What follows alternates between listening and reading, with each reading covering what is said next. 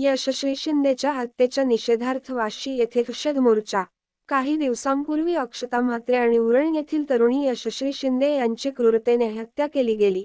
या प्रकाराच्या निषेधार्थ संपूर्ण राज्यभरात निषेध व्यक्त केला जात असतानाच वाशीमध्ये देखील श्रोतेज युवा फाउंडेशन माध्यमातून निषेध मोर्चाची हाक देण्यात आली होती। या निषेध मोर्चाला लहान लहान चिमुरड्यांसह महिलांनी मोठ्या प्रमाणात सहभाग घेतला होता। शिवाय खारेपाट विभागातील सर्व संघटना व महिला बचत गट मोठ्या संख्येने उपस्थित होते।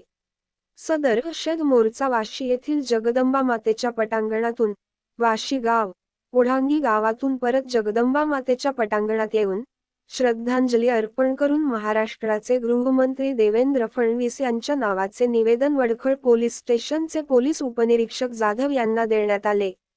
सदर निवेदनाद्वारे महिलांसाठी जे कायदे केले आहेत ते कठोरपणे राबविण्यात यावेत, अशा प्रकारच्या घटनांचा जलद गती न्यायालयामध्ये खटला चालवून तत्काळ फाशीची कारवाई करण्यात यावी।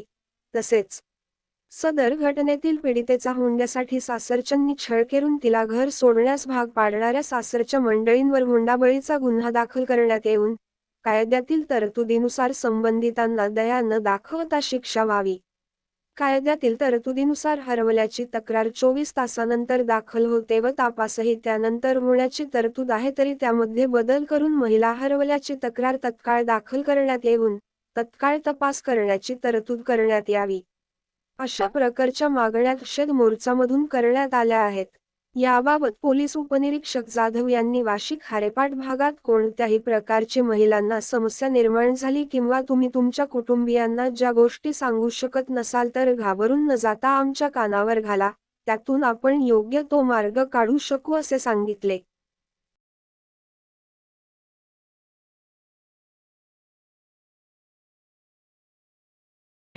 बहिणीसाठी, मावशीसाठी, वहिनीसाठी, भाचीसाठी नराधमाला शिक्षा, नराधमाला शिक्षा, नराधमाला शिक्षा, नराधमाला शिक्षा, नराधमाला शिक्षा, नराधमाला शिक्षा, सामील हो, सामील हो,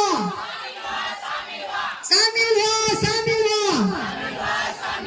नराधमाला शिक्षा। मध्ये वार करून तिला त्या ठिकाणी संपवण्यात आलं आणि सकाळी उठून आजच्या मोर्चाची तयारी करत असताना त्यापेक्षा ही भयानक घटना पुन्हा एकदा कानावर पडली। आता ही टीव्हीवरती देखील चालत आहे। काल रात्री शिरूरमध्ये 5 वर्षाच्या आपल्या फार वेगळी गोष्ट नाहीये। आपण आल्यानंतर समारोपाच्या वेळी बऱ्याचशा गोष्टींवर बोलणार आहोत। सांगण्याचा मुद्दा एवढाच होता की आज आपण फक्त वाशी गावामध्ये हा मोर्चा किंवा ही जनजागृती रॅली घेण्याचा उद्देश आपला फक्त एवढाच होता की आपल्याला आपल्या खरोखरच संवेदना जिवंत आहेत का या ठिकाणी प्रवास करायचा आहे। त्यासाठी आपली मुलं ही चांगली संस्कारी आपण घडवणं हे गरजेचं आहे। तिने जसा आपल्या बहिणीचा तो आदर करतो तसाच त्याने जगातल्या सगळ्या मुलींचा, महिलांचा सन्मान केला पाहिजे। अक्षता म्हात्रेच्या बाबतीत झाली आहे घटना। 9 महिने पोटात आपण बाळ ठेवतो, त्याची अडचण होते का आपल्याला? कधी ओझं होतं का? जर पोटात ओझं झालं नाही तर ताटात ओझं कसं व्हायला पाहिजे? जर आपल्या मुली खरंच सासरी सुखी नसतील, वाजत गाजत घरी आणा।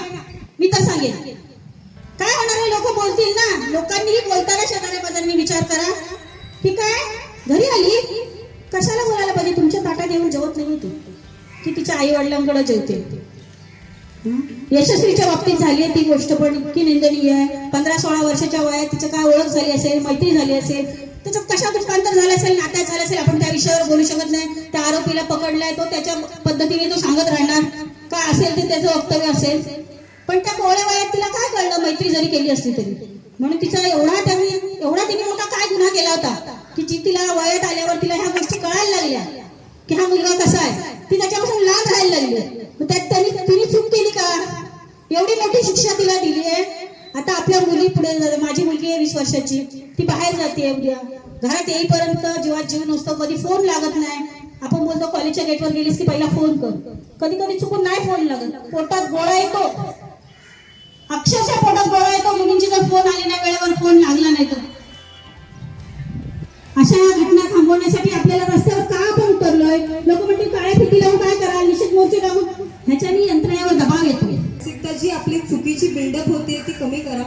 आणि जसं ह्या आधी पण बऱ्याच जणी बोलले की आपल्या मुलांशी, आपल्या मुलींशी मित्राप्रमाणे वागा। मला माहिती आहे तुमच्यासाठी ते खूप कठीण आहे, आईच्या रोलमधनं मैत्रिणीत बदल होणं. पण खरं सांगते, कुठल्याही मुलीची मैत्रीण ही तिच्या आईपेक्षा कोण मोठी नसते. माझी आई आहे, मी तिच्याशी एक गोष्ट तिला मी सांगते, आज एवढं घडलं, आज तेवढं घडलं. तुम्ही विचारा ना, घरी आली मुलगी फोनवर बसते, कधी बस तुझ्या बाजूला जेवण झाल्यावर, आज काय झालं आज ही तुझ्यासोबत मिळणारी मुलगी आज काय लेट आली. कधीतरी विचारा तिला. मुलींवर बंधनं घालू नका. बंधनं घालणं हा उपाय अजिबात होऊ शकत नाही. त्याच्यामुळे जी मानसिकता आहे ते आपल्या घरातून, आणि खरं सांगते आईपेक्षा मोठा मित्र नाही. जरी वय किती असलं, आई पण एक चांगली मैत्रीण बनू शकते तिच्या नातीची किंवा तिच्या मुलीची. त्याच्यामुळे मैत्रिणींमध्ये तुम्ही बिल्टअप घ्या, मला असं वाटतं. आणि जे आता मी यंग वन्स झालं, पण आता अक्षता म्हात्रे ही तर एक स्त्री होती, म्हणजे जी मॅरिड होती. त्याच्यामुळे तुमच्या गावात किंवा तुम्ही जिथे राहताय तिथे आजूबाजूला आरडाओरडा चाललाय, सासू सासऱ्यांची भांडण चाललंय, तुम्ही त्याची किंवा आपण ते ऐकून फक्त हे नका काम कृत्य करण्याचं बोलतो ना की भांडणं चालले, थांबा, टीव्हीचा आवाज कमी करा, ऐकू द्या, हे चुकीचं आहे. तुम्ही कळवा ना. तुम्हाला नसेल ना बोलताय, तुम्ही सांगा की तिला त्रास होतोय, त्या मुलीला त्रास होतोय, तुम्ही कळवा पोलिसांना. तुम्हाला नसेल, तुमच्या कुठेतरी आजूबाजूला लोकप्रतिनिधी असेल त्यांना सांगा. त्याच्यामुळे ह्या गोष्टी बघण्यासाठी नाहीयेत फक्त, किंवा गप्पा बसण्यासाठी नाहीयेत.